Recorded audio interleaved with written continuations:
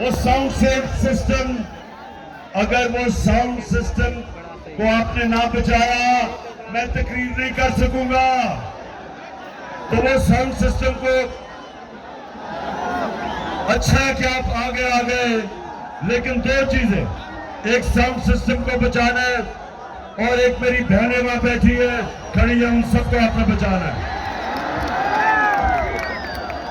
अच्छा तेरा वजीर, सबसे पहले माशाअल्लाह अवाम का जो समुंदर है, जिस तरह आप जिस तादाद में आप यहाँ आए, आपने मुझे इज्जत दी, मैं आज आप सबका शुक्रिया अदा करता हूं। तेरा वजीर खान, उसके बाद तेरा वजीर खान थोड़ी खामोशी ताकि आप मेरी बात सुन सकें। पहली दफा मेरी कोशिश थी कि मैं आपका डीजी खान, जो सबसे पासमंदा इलाका है पंजाब का, मैं उधर से चीफ मिनिस्टर बनाया उस्मान बुजदार को, ताकि आपकी मदद कर सके, ताकि पाकिस्तान के वो इलाके जो पीछे रह गए, जो पासमानदा है, मेरी कोशिश ये थी कि एक ऐसा चीफ मिनिस्टर आए जिसमें दर्द हो, जिसमें गरीब आदमी की दर्द हो, जो इलाकों में लोग रहते जिधर पानी नहीं, बिजली नहीं, अस्पताल नहीं, एक ऐसा चीफ मिनिस्टर हो जिसको दर्द हो इन लोगों की। इसलिए उस्मान बुजदार, मैं आपके पास एक ऐसा इंसान को चीफ मिनिस्टर बनाया, आज नहीं थी इसमें, शहबाज शरीफ की तरह शोबाजी नहीं करता था,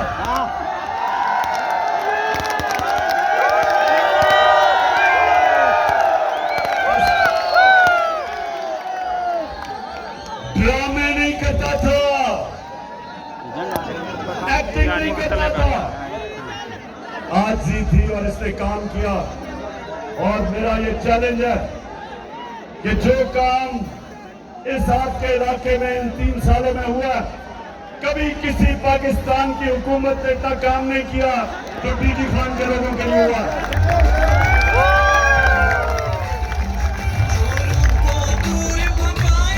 उसके अलावा सुने, जो सबसे मुझे खुशी थी कि गरीब घराने में जब बीमारी होती है तो सबसे ज्यादा बेबसी, और मेरी बहनें जानती हैं कि बच्चा बीमार हो, पैसे नहीं हो इलाज करवाने के लिए, हमने हेल्थ कार्ड लेके आए, 10 लाख रुपए की हेल्थ इंश्योरेंस, कि कहीं भी किसी अस्पताल में जाके 10 लाख रुपए तक इलाज करवा सके। ये पहली दफा पाकिस्तान की तारीख में।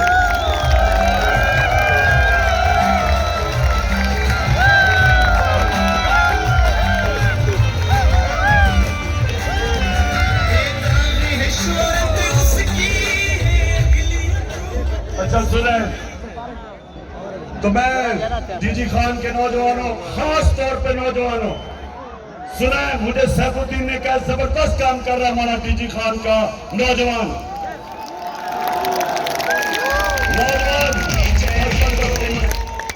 ये जो इलेक्शन है, ये पाकिस्तान के नौजवानों के लिए इलेक्शन है, ये आपके मुस्तकबिल का इलेक्शन है।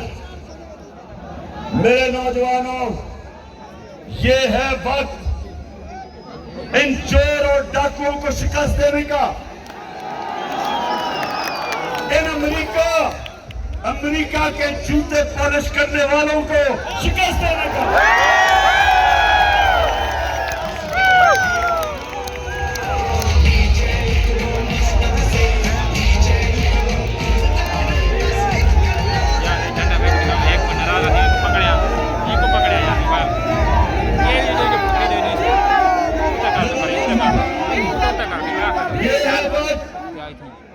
ये है वक्त इस इम्पोर्टेड हुकूमत को शिकस्त देने का।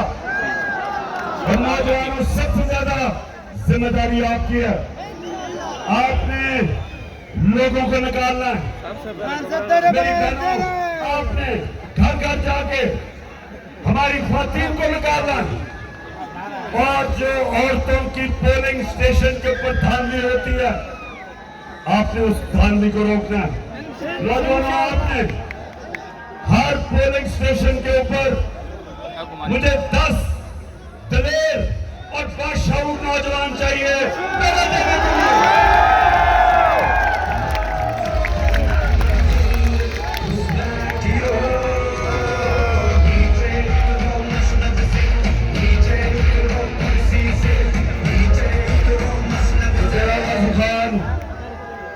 डेरागाजी खान, मुझे जरा बताओ कि आप इतवार के इलेक्शन के लिए तैयार हो?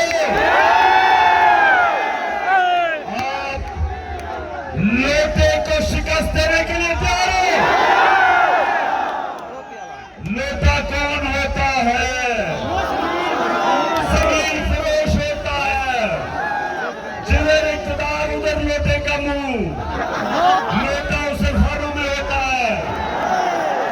और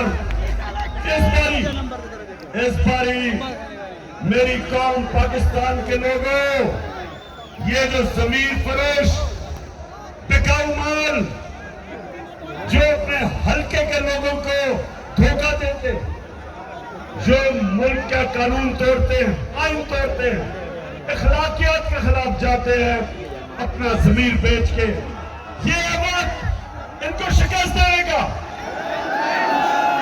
और जो पैसे लेके इनको खरीदने वाला नून लीग, शहबाज शरीफ, हमने ये शहबाज शरीफ, तुम कान खोल के सुन लो। आज शहबाज शरीफ, तुमने हमेशा अंपायरों को साथ मिला के मैच खेला और इस बारी अंपायर भी अपने साथ मिला लो। इस बारी आप मैच इंशाल्लाह नहीं जीत सकते।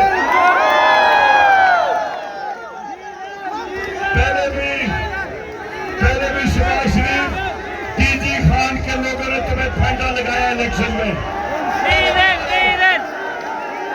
इंशाल्लाह इस बारी भी। अच्छा, डीजी खान के लोगों, आज मुझे बड़ी तकलीफ हुई सुन के। सुप्रीम कोर्ट ने कहा कि तफ्तीश नहीं की गई मरासले के ऊपर। वो खत जो साइफर, जो अमरीकी डोनाल्ड लू और जो हमारा असद मजीद वाशिंगटन में एम्बेसडर था, उसके बीच में जो गुफ्तगू हुई, आज सुप्रीम कोर्ट मुझे तकलीफ हुई। उन्होंने कहा जी कोई इन्वेस्टिगेशन नहीं हुई, बड़े अदब से। और मैं अपनी अदलिया को हमेशा बड़े अदब से मुखातिब होता हूं, क्योंकि एक मुल्क की एक मुस्तकबिल, एक आजाद, एक मजबूत अदलिया, एक ऐसे जज जो क्रेडिबल हो, उसमें होती है। तो मेरी तो तहरीक का नाम ही इंसाफ है। हमारी तो कोशिश ही इस मुल्क पर इंसाफ लाने की, वो एक अच्छी अदलिया के बगैर इंसाफ नहीं मुल्क में आता। तो मैं आज सवाल पूछता हूं, कहा गया कि जी इन्वेस्टिगेशन नहीं हुई। मेरा सवाल आज ये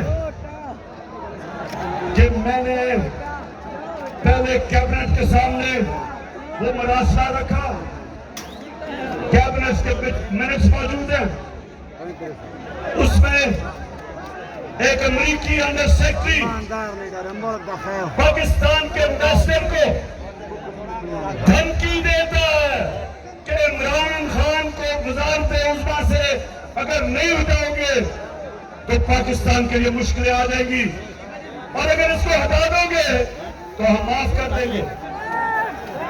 मैं आज अपनी और सारी कौम से पूछता हूं कि इससे बड़ी 22 करोड़ लोगों के लिए इससे ज्यादा तौहीन क्या हो सकती है कि एक अमरीकी अंडर सेक्रेटरी धमकी दे रहा है 22 करोड़ लोगों के मुंतखब वजीर आजम को एम्बेसडर के जरिए कि जी इसको अगर नहीं हटाओगे तो मुश्किलात होंगी पाकिस्तान के लिए। तो मेरा सबसे बड़ा सवाल ये है कि ये इमरान खान को धमकी नहीं, ये इमरान खान की तौहीन नहीं है, ये हमारी सबकी 22 करोड़ कौम की तौहीन है। और मैं उस मुरासले को लेके मैंने कैबिनेट में रखा, मैंने नेशनल सिक्योरिटी काउंसिल के सामने रखा, पार्लियामेंट के सामने रखा। हमने स्पीकर ने वो मुरासला साइफर सुप्रीम कोर्ट के चीफ जस्टिस को भिजवाया, प्रेसिडेंट ऑफ पाकिस्तान ने वो मुरासला चीफ जस्टिस को भिजवाया कि इंक्वायरी हो। तो उससे ज्यादा मैं क्या कर सकता था? हमने जो कमीशन बनाई इन्वेस्टिगेट करने के लिए, हमारी गवर्नमेंट चली गई, बंद होगी वो कमीशन। तो मैं आज सवाल पूछता हूं कि इससे ज्यादा मैं क्या कर सकता था? मेरी कौम की तौहीन। एक आदमी किसी और हुकूमत से हुक्म करता है कि अपने प्राइम मिनिस्टर को हटा दो, ये मेरी नहीं, ये सारी कौम की तौहीन है।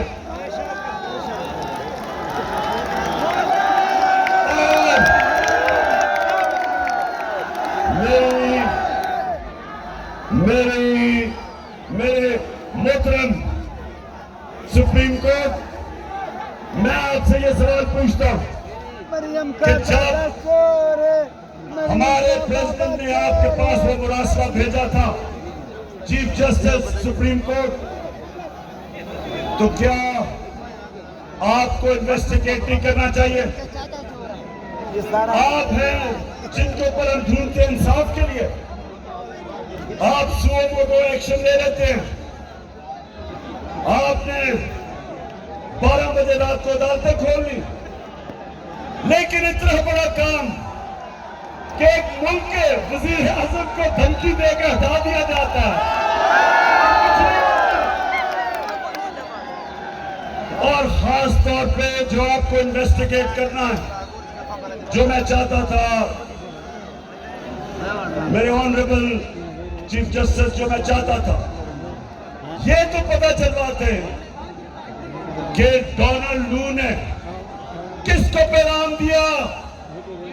एम्बेसडर तो मेरे नीचे था, फॉरेन ऑफिस मेरे नीचे है, मेरे एम्बेसडर को वो कैसे कह रहा है कि प्राइम मिनिस्टर को हटाओ? किसको पैगाम दे रहा था? इन्वेस्टिगेट करें, इंक्वायरी बिठाएं, किसको वो पैगाम दे रहा था?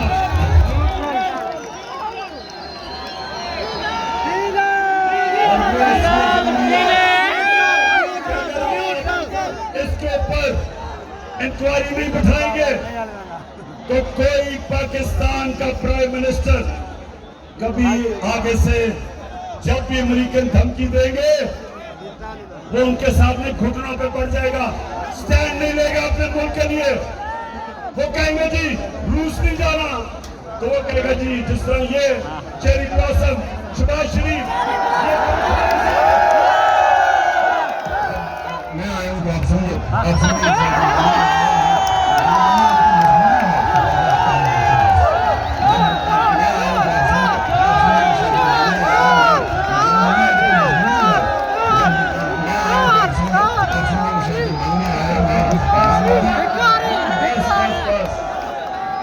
बस अब अगर आपको इस तरह के प्राइम मिनिस्टर चाहिए,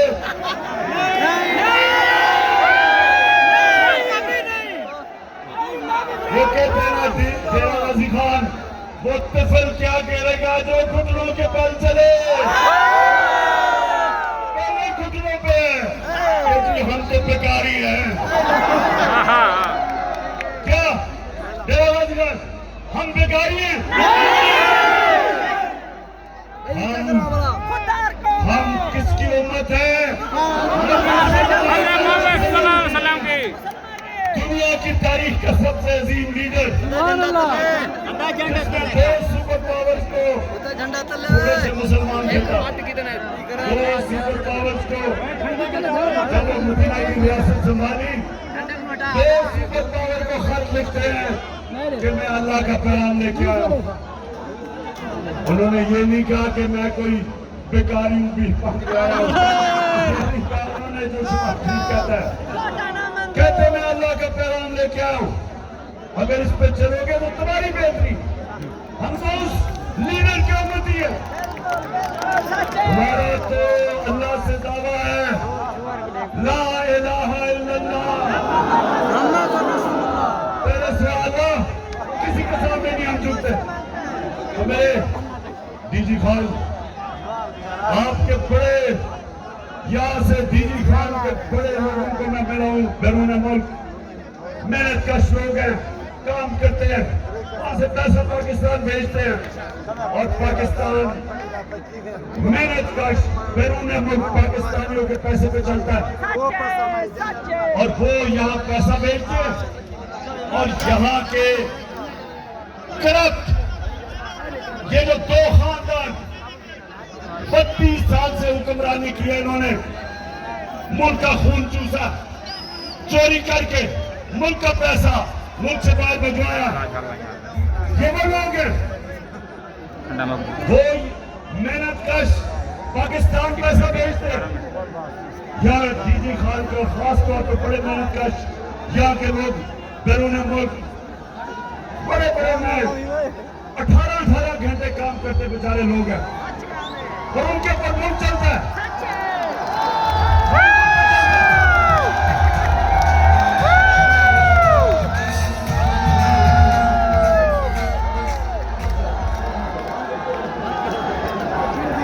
और मेरी बात सुनो,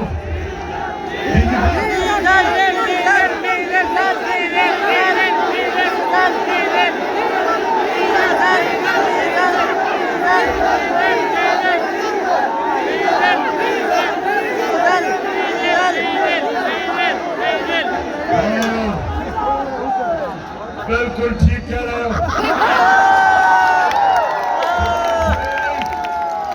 डीजल की कीमत कम करो। आज तेल की कीमत दुनिया में जब हम गए थे उससे भी कम हो गई है और जब हम गए थे तो पेट्रोल 150 रुपए लीटर था, आज 250 रुपए लीटर है। और जब हम गए थे तो फजल रहमान 140 रुपए लीटर।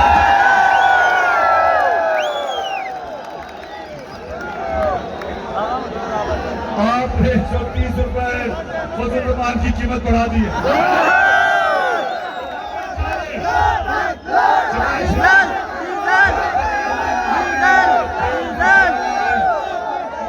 के लिए कीमतें कम करो। ये IMF के सामने थोड़ी दिलेरी से खड़े हो। हम 2.5 साल IMF के प्रोग्राम में थे, हमने अपनी कौम को बचाया महंगाई से, हमने अपने मुल्क को उठाया, माइशत उठाई, एक्सपोर्ट कराई,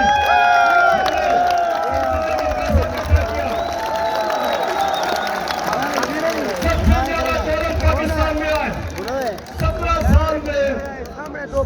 साल में सबसे ज्यादा तरक्की हमारे दौर आखिरी सालों में हुई।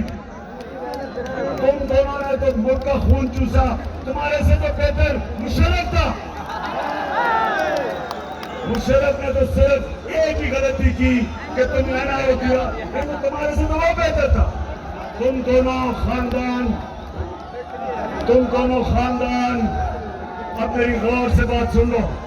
20 साल एक दूसरे के खिलाफ आपने लोगों को कहा कि वो कहता था जरदारी करप्ट है, वो कहता था नवाज शरीफ करप्ट है, दोनों चोर थे, दोनों इकट्ठे हो गए।